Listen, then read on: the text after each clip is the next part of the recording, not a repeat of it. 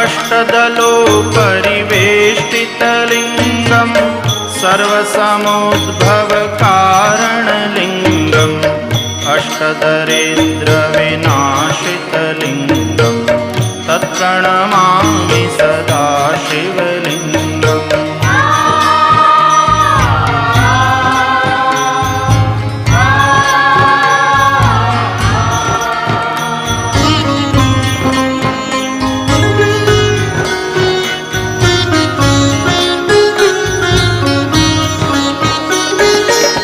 सुरगुरु सुरवर पूजितलिङ्गं सुरवनपुष्पसदार्चितलिङ्गं परात्परं परमात्मकलिङ्गं तत्प्रणमामि सदा शिवलिङ्गं तत्प्रणमामि सदा